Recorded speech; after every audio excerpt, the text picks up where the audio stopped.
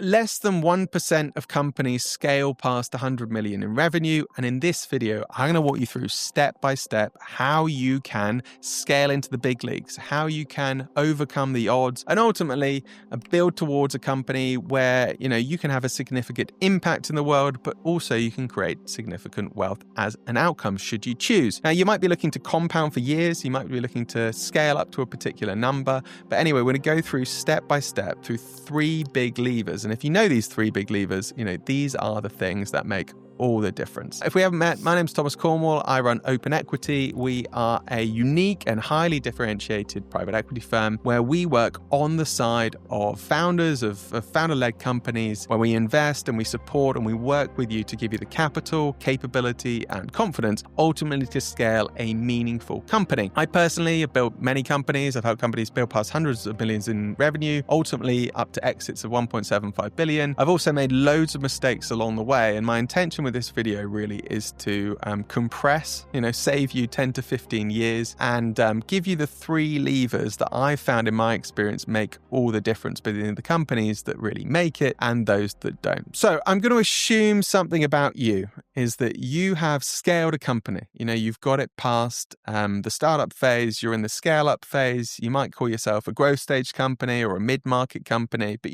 you've got something really meaningful there. You're making a big difference in your market. You've got a great team, and of course all those pressures that you have when you're scaling a company. But I'm also going to imagine that you've got even bigger ambitions. You ultimately want to join that less than 1%, scales past 100 million in revenue, and ultimately build something meaningful. If you can get some of the levers right, if you can get some of these core principles right that we're going to go through, then you can compress that time frame to do it. So what are the 3 big levers? Number 1 is building demand. Second one is buying market share. And the third one is scaling with tech and AI. I'm going to walk through each of those step by step with some examples to help you to make them useful to your context. Take some notes if you can, avoid distractions, and let's work through it step by step. So the first thing is building demand. What I've learned over the years as I get older and older, I realize that business is just about demand and supply. And I've also found lots of companies that have struggled or tried to push a rock up a hill, basically, because they don't know how to generate demand. They really struggle. So how do you play with these forces? Because they are malleable.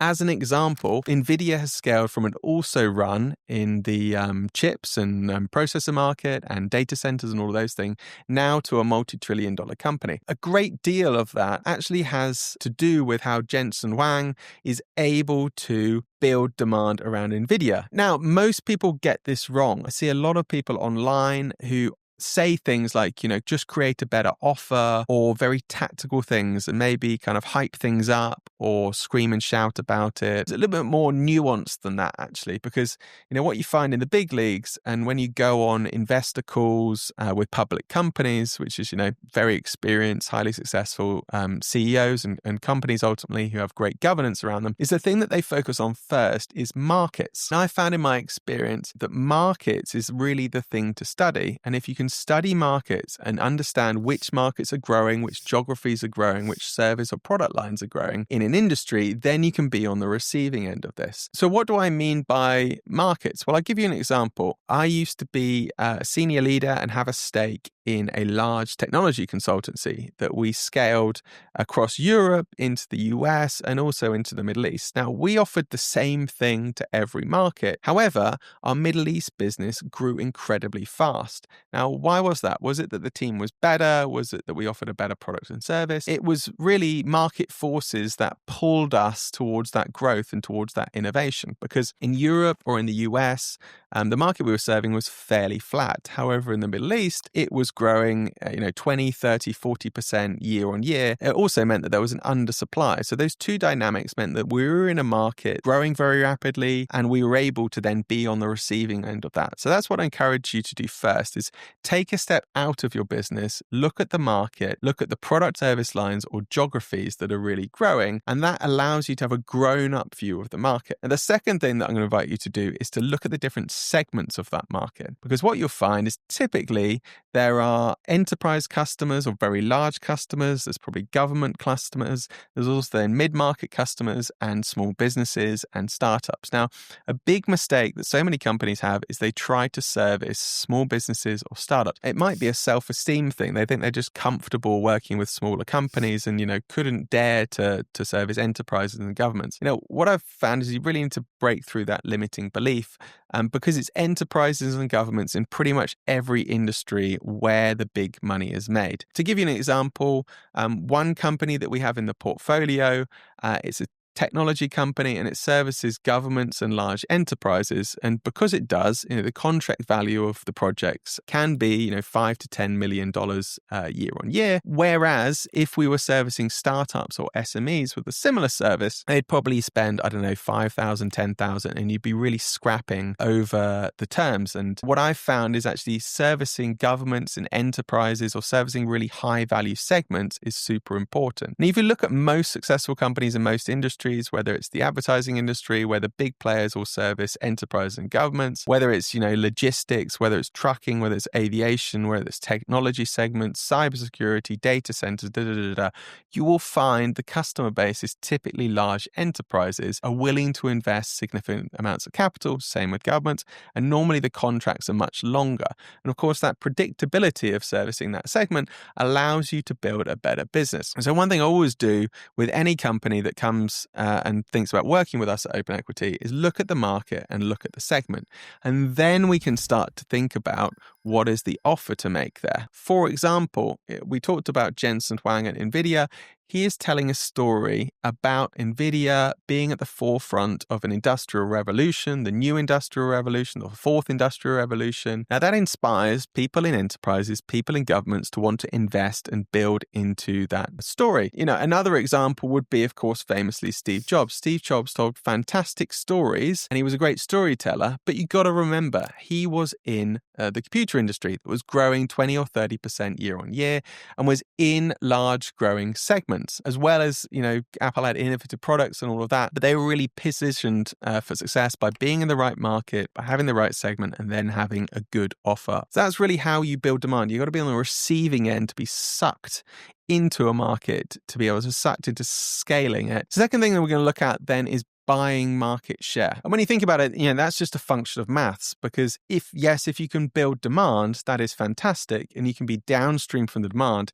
But if you can only grow customer by customer, you're still at the mercy of whatever your sales cycle is. So building through acquisition or building through mergers, I'm going to talk about each of those, is super critical if you really want to scale into the big leagues. And when you look at most successful companies in the world, you will find that they've made big acquisitions that have helped them get there. So Facebook is an example. Facebook bought Instagram, it bought WhatsApp, which are now driving a significant amount of their growth. To split apart M&A, because I know M&A can be intimidating, but it is super critical to get right. And they are two distinct things. So there is mergers and there is acquisitions, and each of them deserve their own attention. So with mergers, what you're doing is you're bringing your company together with another company or several other companies to form a group. Now, I think this is a really overlooked opportunity, particularly if you are in a value chain or if you do something where naturally you have companies that you work with, perhaps clients who do one thing a bit higher in the value chain or across the value chain, and then also companies that are your suppliers.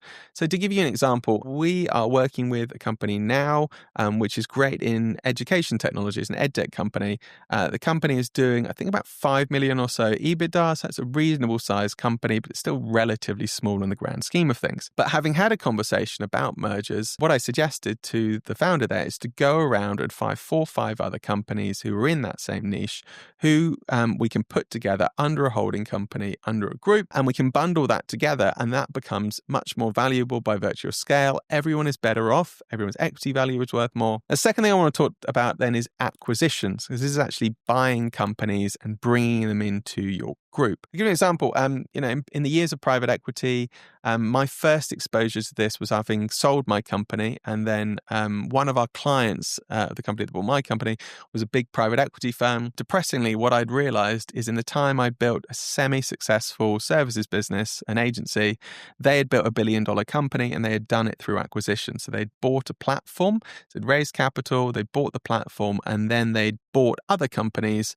They bought them about 3 to 5 times EBITDA or net profit, and then rolled them into the overall group. And we ultimately sold that for 1.75 billion. But that was a great example of actually building through acquisition, which is really how the big boys and girls do it. And so that should be a really key part of it. You can do that with free cash flow. You can do the deals with debt. You can do the deals with equity. You can defer payments. You can use roll-ups. You can use lots of different tools in a Swiss Army knife if you know how to do these deals. But really the most important thing is looking at that market, understanding this segment, having a good offer and a good core business, then thinking about the mergers, thinking about the acquisition to buy market share. And that's really what it's about, buying market share and consolidating and hoovering up all of that demand. That allows you to scale much faster. Now, the third thing we're talking about, third pillar then, is scaling with tech and AI. This is obviously, the talk of the town right now with artificial intelligence taking over everything. I was a skeptic, I'll be honest. I've worked in the technology industry for about 15 years, but I've seen lots of these hype cycles, but I do get it.